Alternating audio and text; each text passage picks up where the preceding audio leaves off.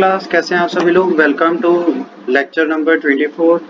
देखिए आज हम कुछ बेसिक चीज़ें इसमें बात करने जा रहे हैं। पार्लियामेंट का ये लेक्चर 24th है, पर पार्ट 4th है उस पार्लियामेंट का। इसके बारे में बहुत सारी चीज़ें आपको यहाँ जानने को मिलेंगी।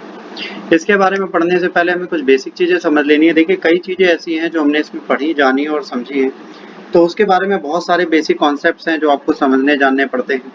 तो देखिए जब भी हमने पढ़ना स्टार्ट किया तो हमने पहले पढ़ा पार्लियामेंट में क्या होता है, पार्लियामेंट में कितने सेशन होते हैं, राज्यसभा लोकसभा क्या होती है। इसके बाद हमने देखा भाई जब पार्लियामेंट चलता है तो इसमें कैसे सेशंस होते हैं, किस तरीके के सेशंस हेल्ड होते हैं, क्या होता है। फिर सेशंस के बाद भाई सेशंस चलेंगे तो सेशंस के अंदर भी तो डे टू डे वर्क होगा। तो जो डे टू डे का वर्क है उससे रिलेटेड चीजें। देखिए आज का जो लेक्चर है ये इम्पॉर्टेंट है, मोस्ट इम्पॉर्टेंट नहीं बोल सकते पर इम्पॉर्टेंट बोल सकते हैं। देखिए पार्लियामेंट ओवरऑल बहुत इम्पॉर्टेंट है क्योंकि इससे आने वाले क्वेश्चन हम लोग गलत करके आते हैं एग्जाम में। 90% टाइम हम कंफ्यूजन में वर्ड को ना समझने के चक्कर में इससे क्वेश्चंस गलत कर लेते हैं। तो आप पार्लियामेंट के सारे पार्ट आप बहुत इंपॉर्टेंट मैनर में पढ़िए, बट इसको पढ़ते समय ये जरूर ध्यान रखिए कि जो आप पढ़ रहे हैं वो किस तरीके से पढ़ रहे हैं, क्या कॉन्सेप्ट है, क्या लॉजिक है। तो देखिए व्हाट हैपेंस इन पार्लियामेंट, अब डे टू डे जो वर्क चलता है तो सबसे पहले पार्लियामेंट में होता है क्वेश्चन आवर।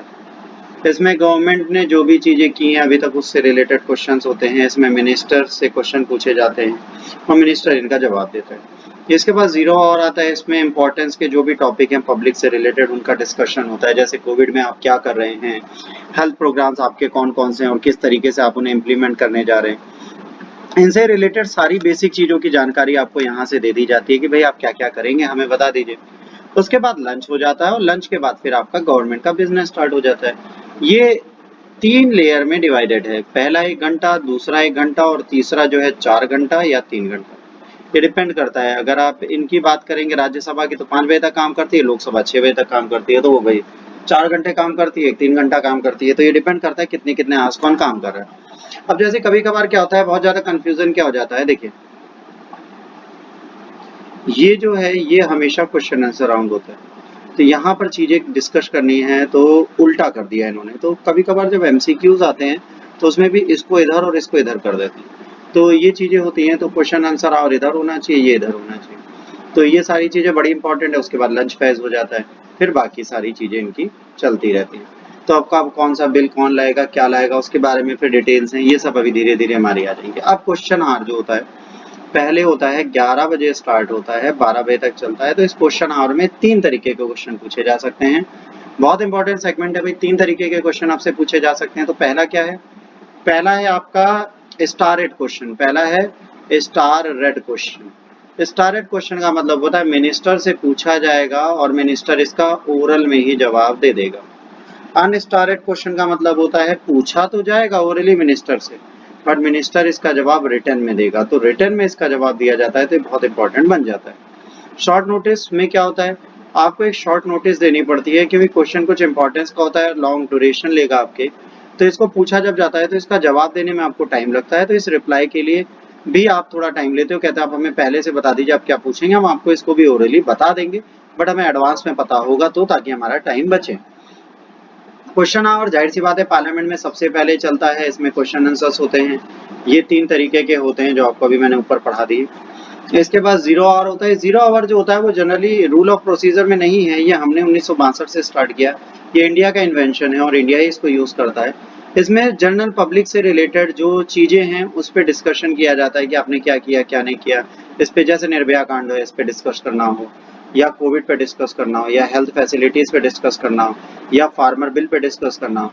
तो इन सब पे किसी भी चीज पे, या कहीं 6 साल की बच्ची का रेप हो गया हो, पॉस्को एक्ट पे डिस्कस करना हो कि भाई साहब ये तो नेता हिता कर रहे हैं, इनकी पॉलिटिकल पार्टी में किसी लीडर ने रेप कर दिया हो, तो ये जीरो आवर में ऐसी चीजें डिस्कस कर ली जाएंगी। मोशंस, अब देखिए एक चीज होती है पार्लियामेंट में जब कोई भी चीज बिल बनने जाती है तो बिल से पहले उसे संसद में आना भी तो पड़ेगा।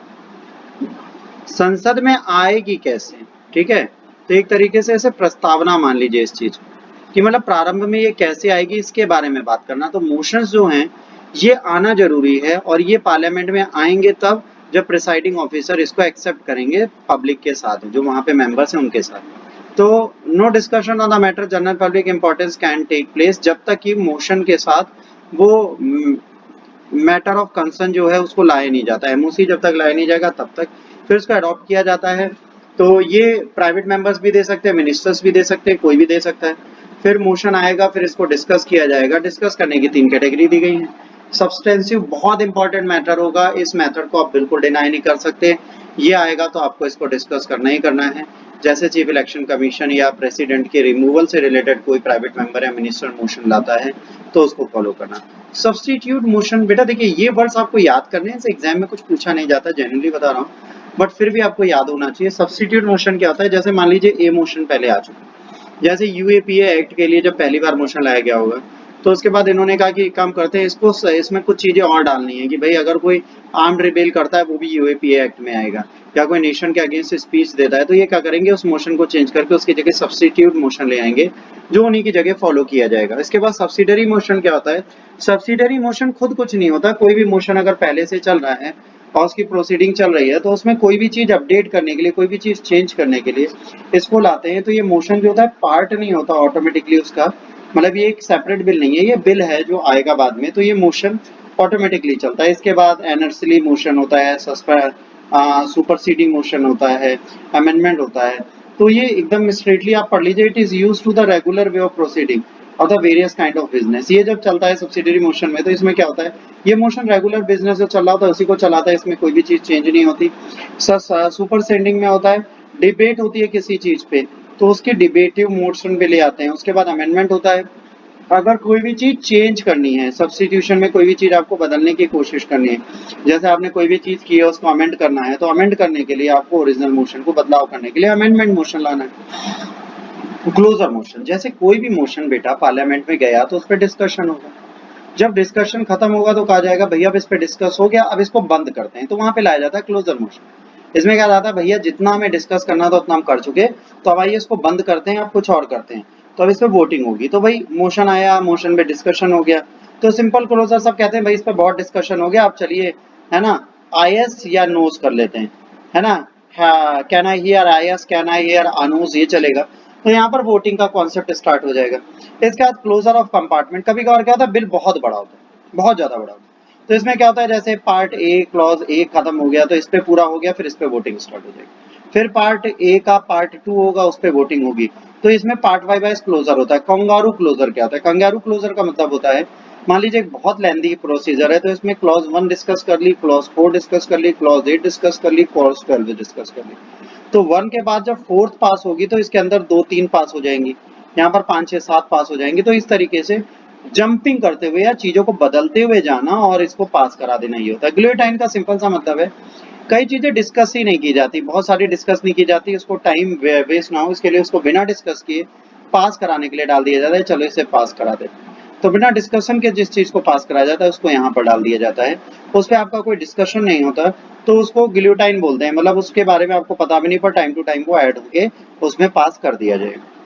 प्रिविलेज मोशन क्या होता है? ये बहुत इंपॉर्टेंट है। ये क्या करता है, एक मिनिस्टर को डांट दिलाता है, एक मिनिस्टर को कंट्रोल करने के लिए लाया जाता है। इसमें क्या होता है, इसमें एग्जाम्पल सी चीजें होती हैं कि भाई देखिए आप ये चीज जब कर रहे हैं तो आपने क्या कहा, फंक्शनिंग में गलती की है या 0 आवर या क्वेश्चन आवर में आपने कोई मिसलीडिंग इन्फॉर्मेशन दी है, तो उसका क्वेश्चन किया जाता है, इसको चेक किया जाता है कि जो आपने इन्फॉर्मेशन दी है वो सही दी है कि गलत दी है, और अगर गलत दी है तो आपने गलत क्यों दी है, इसका आंसर आपको यहाँ पर देना पड़ता है। इसके बाद कॉलिंग अटेंशन मोशन, देखिए कॉलिंग अटेंशन मोशन जो है ये बहुत इंपॉर्टेंट चीज है। यहाँ पर क्या होता है, ये जब चलता है तो ये पहली चीज ये समझ लीजिए, ये भी 0 आवर के बाद लाइक द 0 आवर, ये भी इंडिया का इनोवेशन है।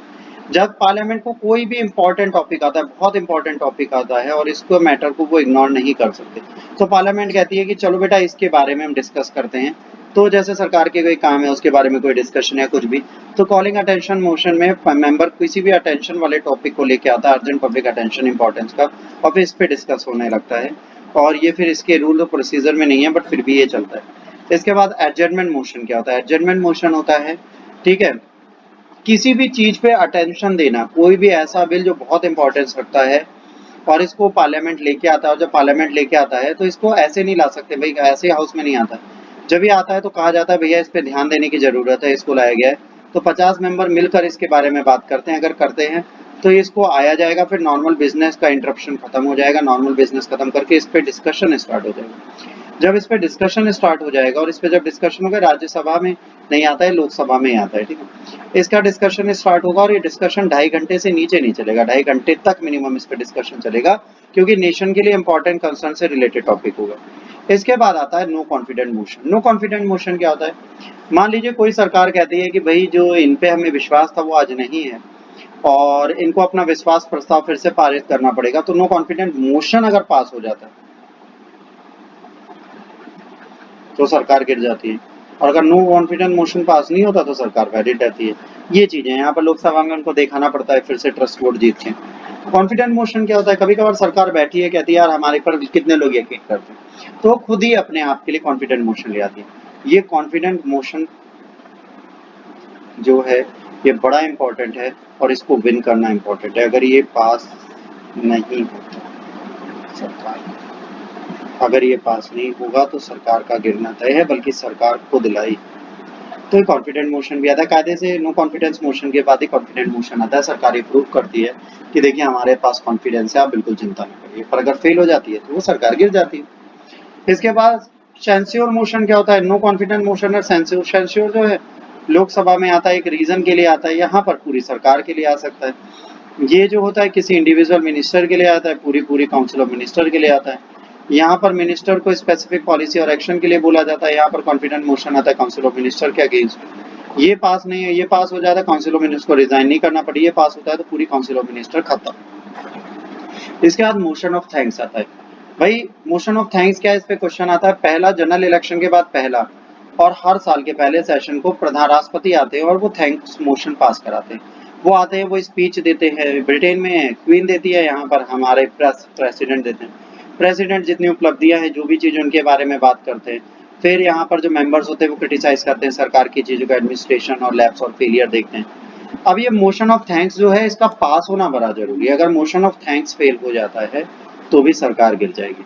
तो मोशन ऑफ थैंक्स आता है तो इसका मतलब है सरकार पर लोगों का ट्रस्ट है, तो ये गिर नहीं सकती। तो ये गिरती नहीं है, इसलिए इस पर बहुत ज्यादा यकीन होता है और ये इसी तरह चलती रहती है।